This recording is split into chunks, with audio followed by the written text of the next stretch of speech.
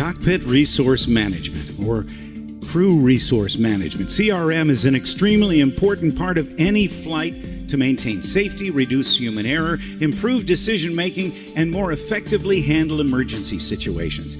Today, we'll hear two stories of emergencies, one with a multi-person crew and one with a single pilot. Both could have led to disastrous circumstances, but my guest will tell us what happened and what he learned. Recorded live at the 2022 Redbird Migration Conference, welcome to I Learned About Flying from That.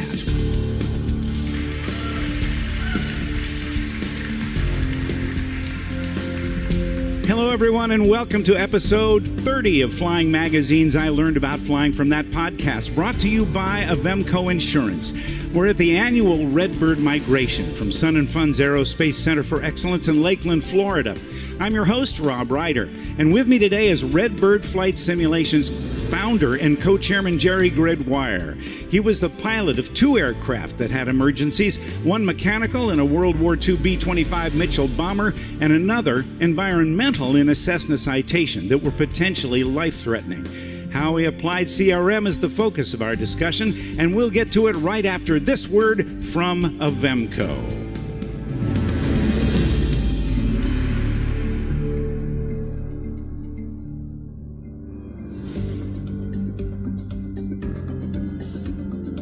Since 1961, Avemco has been the only aircraft insurance company that lets you speak directly with a decision maker empowered to approve coverage based on your unique situation. Visit avemco.com/flying or call 800-338-8705 for a quote and save an instant 5% for being an ILAFFT listener. Save even more for most recurrent training, a new rating, or participating in fast team wings. Just ask an Avemco Aviation Insurance Specialist how you can qualify and how much you'll save.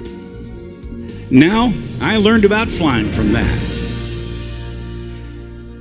My guest, Jerry Gregoire, is, for those of you who are here at Redbird, a guy who's well known to all of you as the founder of Redbird Flight Simulations. But for those who are listening to the podcast, they may not know you quite as well as the folks here do. But Jerry, thank you for being here and welcome to ILAFFT. We've got a couple of great stories to tell about things that have happened to you with respect to crew or cockpit resource management.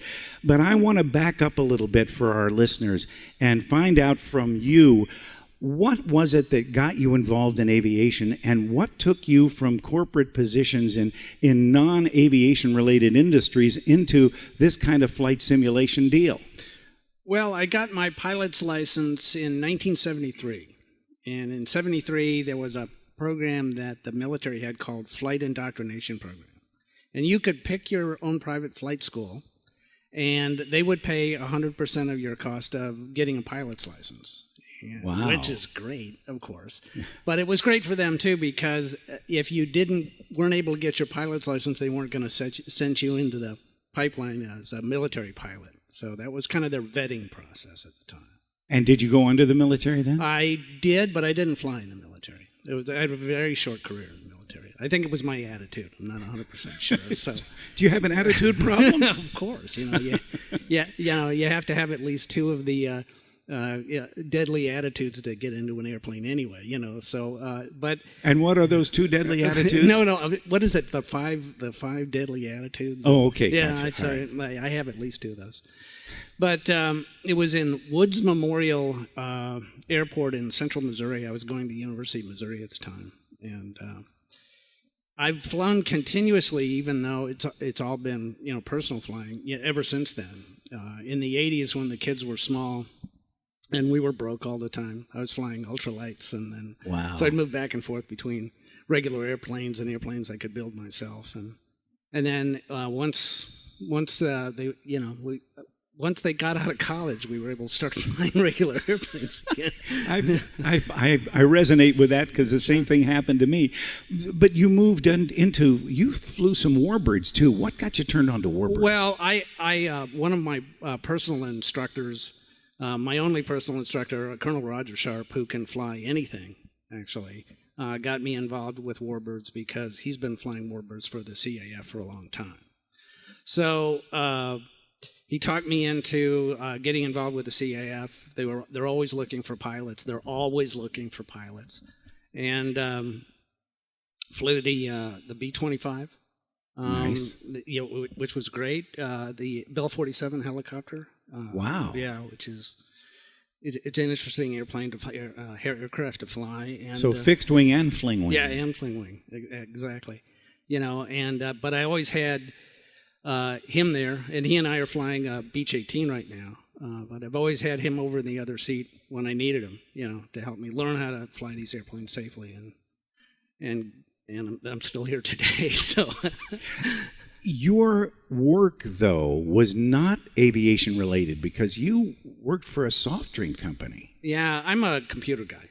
A computer guy. So Yeah. what was your position with PepsiCo? Well, when I entered PepsiCo in their restaurant divisions in the 80s, and when I left, I was the CIO at the headquarters in New York for Pepsi, and moved from Pepsi to Dell, where I was the CIO at Dell during their high growth years in the 90s. And the guys that I worked with at Pepsi and the guy that I brought to Dell also were the guys that helped me start.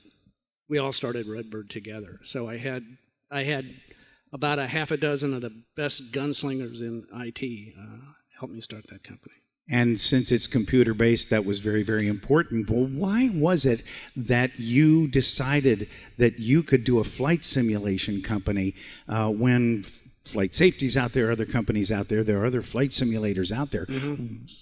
What flipped the switch to say I can do better? Well, at the time, and it's still true today, I go to flight safety every 6 months for recurrent training. It's because I can develop so many bad habits in 6 months. I have to go get those corrected every 6 months for citation jets at the time. And I think in those years we started, I was flying King Airs, and I was going back for more ratings. I was trying to keep my ratings up, and I was in a King Air sim at Flight Safety in Wichita, and they had part of the ATP check ride was to fly a circle to land approach, and so you have to come down and break out, and then you make your turn around Wichita, the airport there, and then you have to make your landing. This is all in the sim at this point. In the simulator, exactly right. So I get down to the decision altitude in that simulator. I'm gonna get in trouble for telling you this. I get down to the decision height in that simulator, and I don't see the airport. So I fly the mist. And as I'm flying the mist, I'm thinking, I am Charles Lindbergh. I am the greatest pilot ever because I knew to fly the mist, and I flew the mist. And the guy stopped the simulator, and he failed me. He says, no, you were supposed to fly a circle to land. And I said, I can't see. I didn't see the environment. And he said, oh, you're never going to see the environment in this simulator. He says, you just have to make this turn, and then you... And he gave me headings and so on and so forth. I flew it again, and I did fine. But I thought, this simulator cost $14 million. And I can't see the environment in this simulator. We can do this for a tiny fraction of the cost. Because you're a CIO and you got all... CIO. You're a computer dude. A dude is what I was. And so we gathered some folks together, and we sorted out and we did what we always did with the consumer products at Pepsi and at Dell, is we set the price point first, and then we figured out how we could build it for that much money. Wow. And our first full motion simulators, and we figured out the motion part too, sold for about $60,000, which was a big change. And what year was that? 2007 was our first appearance at AirVenture. Okay. And we brought it to AirVenture, and now we have about 6,000 simulators running around the world, on every continent. Best-selling brand of simulators Ever. on the planet. Ever. Yeah. Was this something then that when you got your guys together, you set this price point? How can you set a price point like that and then figure out how to do it? I mean, you must have some sort of pretty good input to come at a price point that would be workable. Well, we were this was our market. The flight schools was our market, and we knew that, and then we knew these were going to be the consumers of our simulators at the time. And we did the opposite of what most companies do. Instead of going up market with our products, we went down market, because it's harder to go down market. But we looked at where the economics were for a school, for a regular, small school, and said this is the limit of the price point for this product. But because it's got motion and has these other features, they're going to be able to actually use them in primary training. Because motion in primary training is probably more important, certainly more important than every time I get in a simulated flight safety. And the reason we know that is because the proof that motion and simulation is important for primary training can be summed up in the notion that you can ride a bicycle with your eyes closed. Do you know that? I don't recommend it. But I never have done that. Yeah, no. Yeah, but you can because you're getting all of the cues that you need from your inner ear. And that's why, among other things, that motion is important in primary training. And therefore can also confuse you in primary training if you can't see. Right. Okay, exactly got it. Right. Well, when the motion and the visuals don't match up. There's where the cognitive dissonance occurs, yeah. Right. Then you got this going. Mm-hmm. You've already been flying B-25 Mitchell bombers. No, that came much later. Yeah. Oh, it did? Yeah, it did. Okay, so you graduated up to then the Mitchell bomber, that iconic airplane, and you had your first ILAFFT moment in that kind of airplane. I did. Yeah, this was well after I'd had a lot of it. So I went completely up the Beechcraft and the Cessna line, and it was flying Citations at the time. I have an M2 that I fly now. But I got introduced into the B-25 because the CAF wings, the pilots are aging out. And not that I'm not practically aged out too, but the being able to draw in high-time pilots to learn how to fly these planes is kind of one of the critical missions for CAF. So Colonel Roger Sharp introduced me to the B-25, got me through the training on it. This was about 6 or 7 years ago.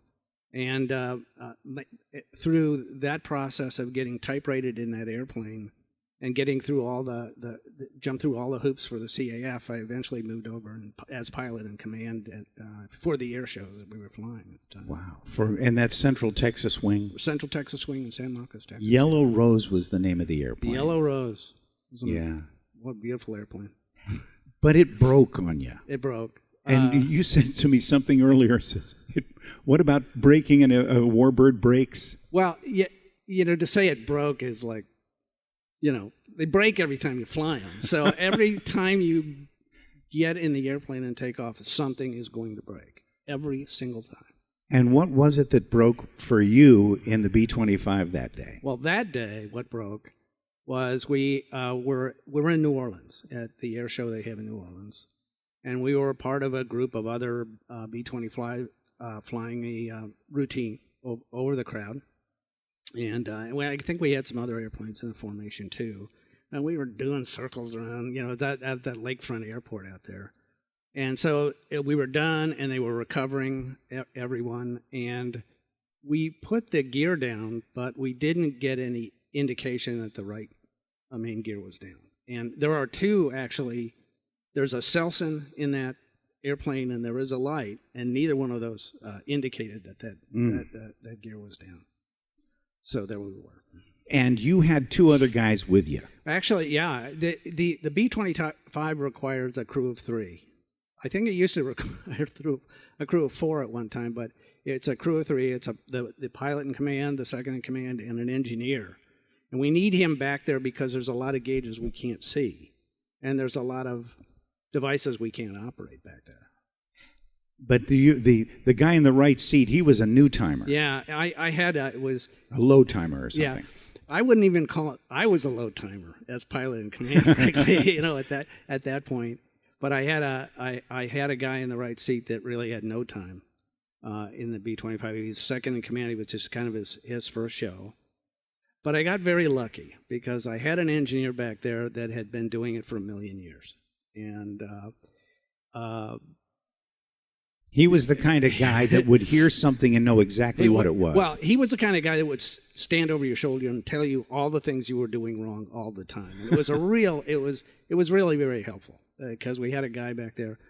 that really knew what was going on. So I've got this situation, from a crew standpoint, where I've got I don't have a tremendous amount of time.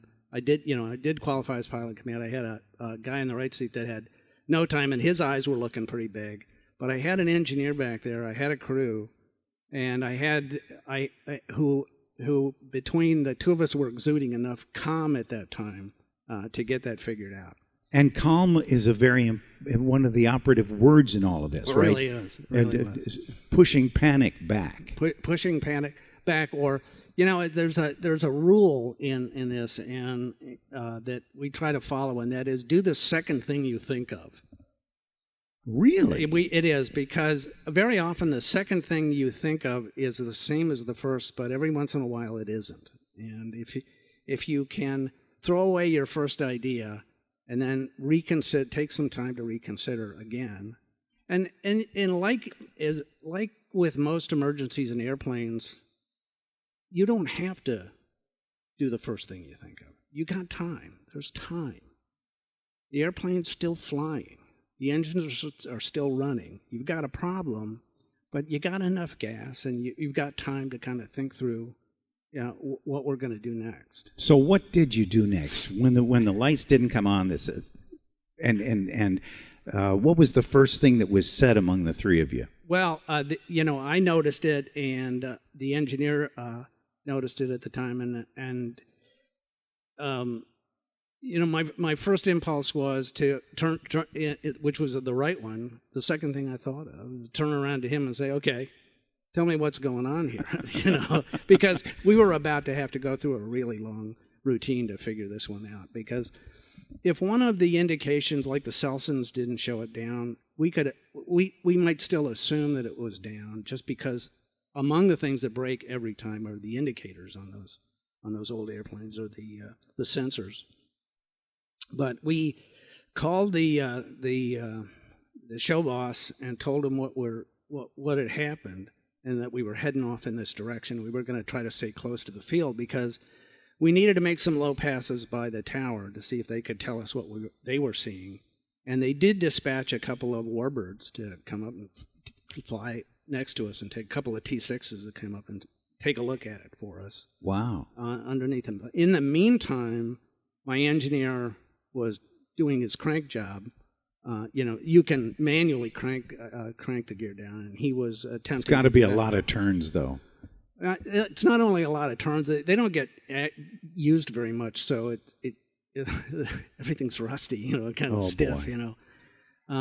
But that didn't help. So that the show announcer, and you'll appreciate this, covered for us for about an hour while we circled the airport. He kept telling the crowd we were doing low passes as part of the show, I think, And I'm not even sure he ever really told anybody what was actually going on there. But yeah, now the T6s will fly in formation with the with the B-25, so which was great fun. And we finally got to a point where everybody was telling us it looked like it was down, and I was getting information from the engineer, and he was telling me what he could see, and that. But in that particular circumstance, we were working really well as a crew, because I had the two high-time pilots that had been through enough of this to know and he's helping me with the co-pilot and helping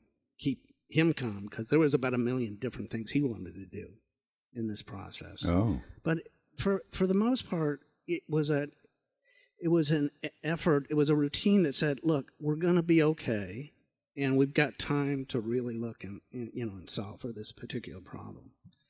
It turns out we never did get an indication that it was down. So you then had in front of you the task of setting this thing down very gingerly. We really did. I think we didn't have any bombs aboard, but it's still about a 30,000-pound airplane, and a side load on a landing gear like that was going to be a real problem. We probably could have gone to a runway that was longer, but we had enough there at Lakefront, and we were there, and they had the fire trucks out. I think the crowd finally got an idea that maybe something else was going on. They brought the fire trucks out.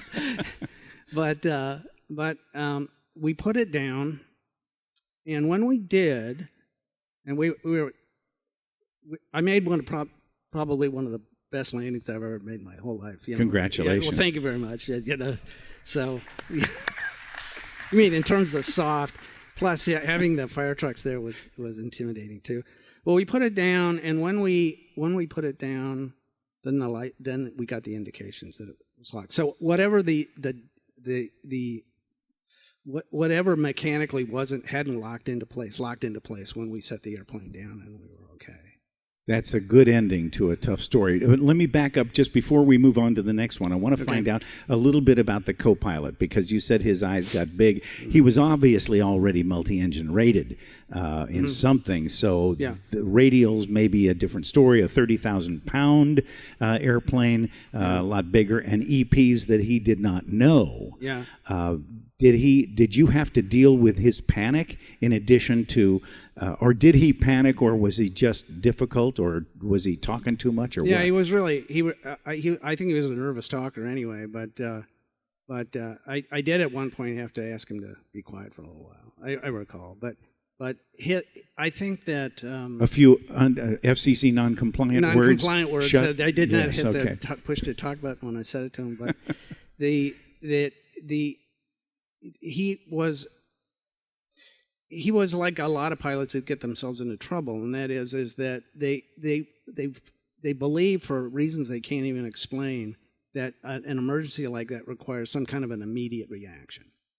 And there's a couple of things, and it'll come up in this next thing we talk about, that need to desensitize a little bit to what's going on around you. So sit back and enjoy the flight for a couple of seconds while you begin to think about all the things that you're going to need to do next. Sort things out. Yeah, but there are just not that many emergencies that happen in any kind of airplane at any time that you don't have. You've got time to do that. You've always got time, almost, to consider all my options here. My guess is, though, that on this second tale of near disaster, the time factor was a little more critical because you were alone in what airplane? I was flying a brand new CJ1 Plus at the time. So citation CJ1 Plus. Was this your airplane, or were you flying it for somebody? No, it was mine. I'd only had it 2 weeks, and it still had that new airplane smell on the side there.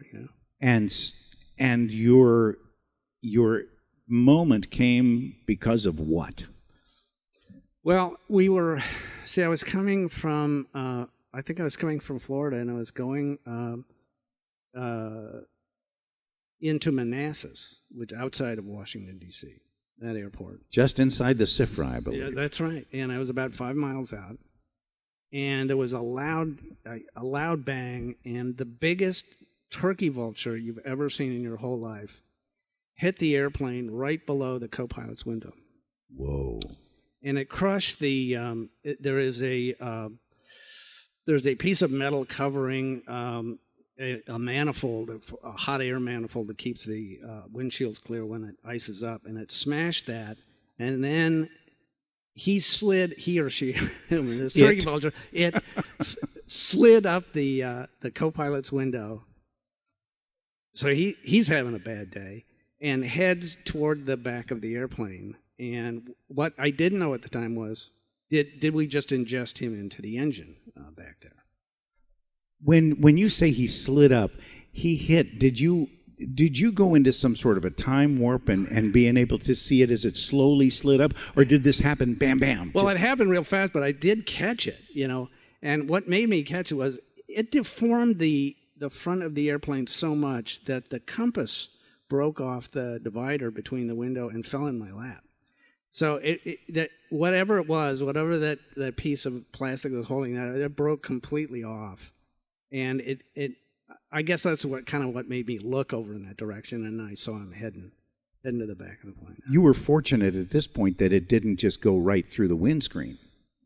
Yeah, I really was. I think if he'd been a little higher, I would have. Now, I was on final. I was probably only doing about 175 knots, I think. They want you to get in there as fast as you can. I think I was doing between 170 and 200 knots at the time. So We were a little slower than we might have been, but I'm pretty sure he would have gone through there just because of the way he deformed the airplane, the front of the airplane. When that happened, did you immediately consider the possibility of ingestion of that bird? Oh, I assumed he did. Yeah, I assumed he did go through the engine. You looked at the gauges. What happened? Well, you know, I didn't look at the gauges right away. The airplane kind of took a drop. The right wing dropped a little bit, and I was kind of getting it. I was flying first in this case, and trying. And were you on a visual approach? I assume you were. No, it was no. I was on an approach. Were you IMC? I was still above the deck a little bit. Okay. Which was another reason I was so surprised to see that bird. Was the bird? Did the bird have a clearance? Yeah, I assume. That's this VFR traffic. It's miserable, It really is. And, mixing it up with the slow ones is the worst part. Maybe he thought it's a new airplane. He wanted to take a look and just got a little close. That could have been. And so where I was, I knew after a couple of seconds that even if I didn't adjust it, the engine was still running. Developing thrust. It was making thrust. I didn't shut the engine down. I will tell you though, they throw a lot of really big stuff into those engines when they test them to see what they'll do, and they keep going, for the most part. But at that point, now I had to make a decision about what I was going to do next. Was I going to fly a mist, or was I going to continue the landing? The thing that happens when something like that happens is goes back to that notion of do the second thing you think of. Because one of the reasons we developed the simulators, and we built a simulator some years back for Case Western Reserve University. And it was the first simulator we'd ever built that wasn't built for training pilots. It was actually built for training flight nurses, which is the specialty at Case Western.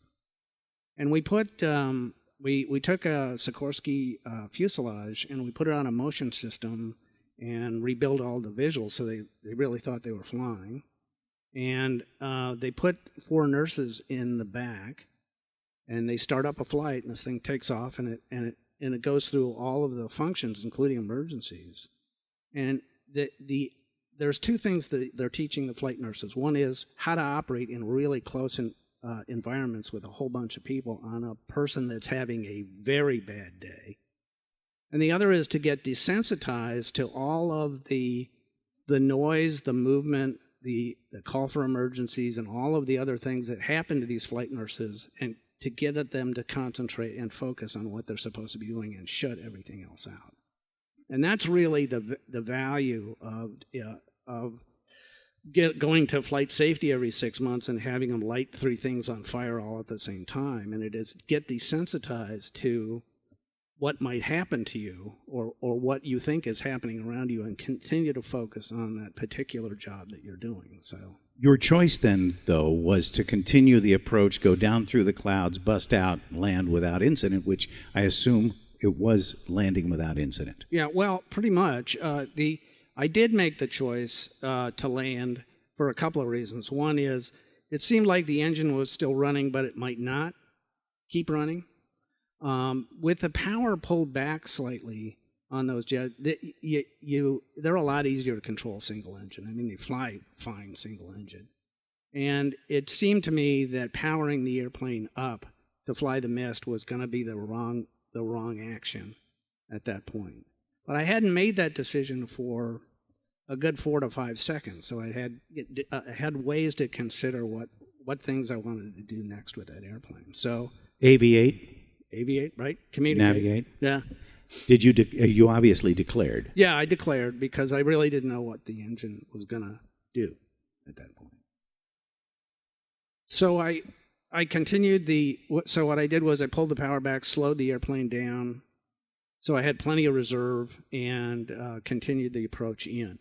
And I let the tower know, what had happened. And I said, I'm not going to have any problem with the landing gear. I don't expect a problem with the landing.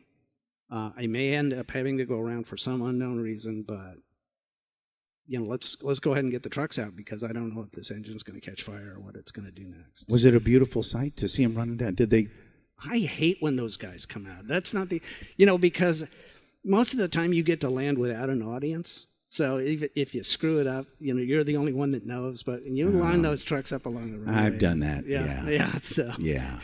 So I did it in front of Sean D. Tucker and Michael Goulian once. Did you? Yeah. You're still didn't suffering get the flaps. from that. Yeah. Rookie mistake, It but really that's was. another story. Yeah. Well, tell you what. Let's take a break here at this point. Okay. And since you got the airplanes back on the ground, let's come back and discuss in a little more depth some of those lessons that you learned about flying from that. We'll be right back. Okay.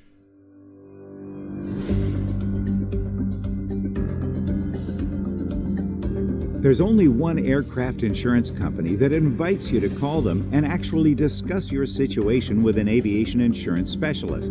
That company is Avemco. What kind of flying do you do? What if you don't fly all winter? Why is it just as bad to have too much insurance as too little? Is there a penalty just for being an older pilot? Call 800-338-8705 or visit avemco.com/flying. Either way, tell them you're an ILAFFT listener and you'll save an additional 5%. Now, back to ILAFFT. We're here with Jerry Gregoire from Redbird Flight Simulations, who I guess survived two emergencies. You were not personally at risk, other than the fact that the airplanes might have been significantly damaged.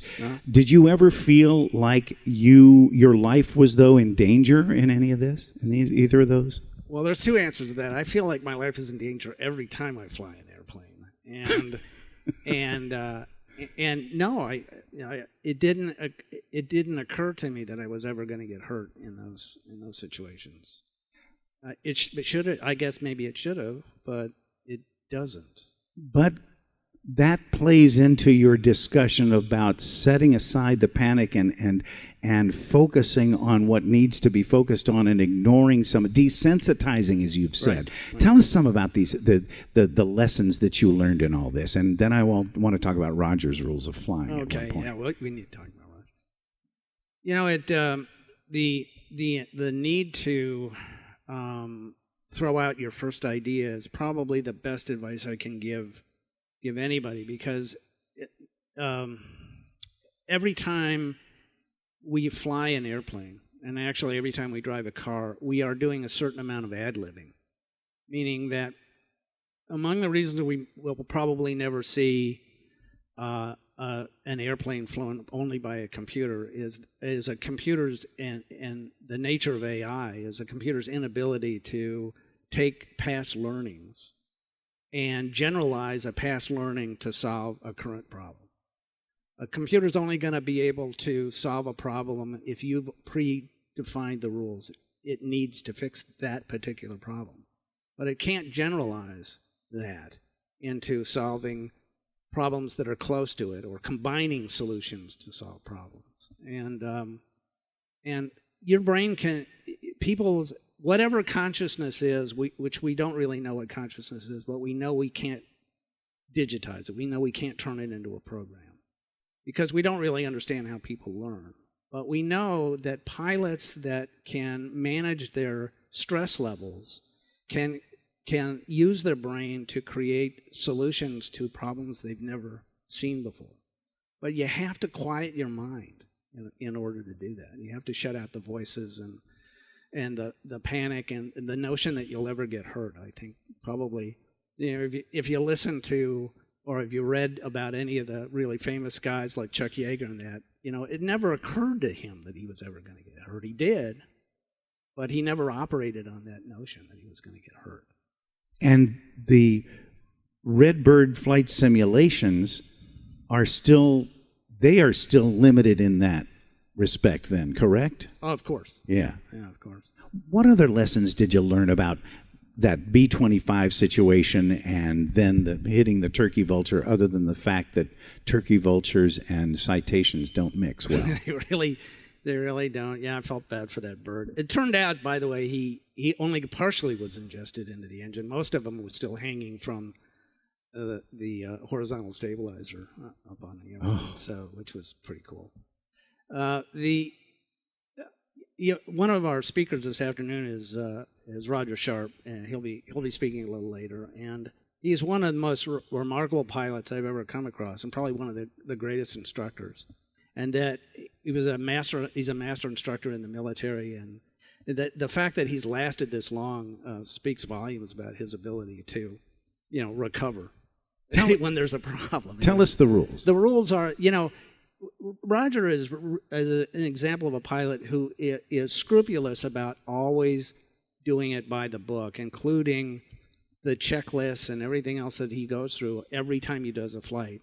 And he is one of the few pilots I've flown with in a crew that is religious about doing the briefing before a takeoff. He briefs the flight. He briefs the takeoff before we go. And one of my favorite parts of the briefing was he goes through all the normal things about this is the kind of takeoff it's going to be, and here's what we're going to do if we have a problem, and so on and so forth. And then the last two things he says, we're going to fly it like we own it, and the first guy to chicken out wins. And that's, as a crew, that's really, really valuable, because the first member of the crew that says, I'm not comfortable with this, everybody stops. Very interesting. That was something when I was in Civil Air Patrol. There were two guys I flew with a lot, and we always said, first chicken wins. Right. Interesting. Yeah. Interesting. Yeah. And that's so if I'm late in my takeoff roll and Roger hasn't said anything, I know it's okay to keep on going. He's my kind of my guide in that. And Gotcha. It doesn't happen very often, but I do like, especially when you're flying warbirds or you're flying these really old airplanes, it's important to fly like you own it, because they're old, Authority. You're saying fly it with authority all the way through. Well, no, fly it like you want to be. You want to be able to fly it again, like it's your airplane. I get you. Treat it like you would if you had to pay for a new engine, kind of thing. So don't want to have to do that. Don't want to have to do that. No, absolutely Engines not. for a V-25 are about $80,000. So, Oh, yeah. And hopefully you've got good headsets, so you haven't lost all your hearing with a prop tip 18 inches from your left ear. Well, I wouldn't say that, but Ethan, you got a microphone. Does anybody have any questions that you'd like to ask Jerry here at this point? If there's anybody, Pete Bunce might have had a question. I don't know. No? Well, I think that does it. Jerry, this is really cool for the migration, for all of us to be able to be here, to hear folks like Pete Bunce and the guys from Sporties and Richard McSpadden. He had a great talk this morning. Yeah. So thank you for making it possible for so many pilots to experience flight simulation in a way that didn't exist a number of years ago, and you've really done a service to the aviation industry for it. Well, thank you for saying so. Thank you, Jerry Gregoire. Sure appreciate it.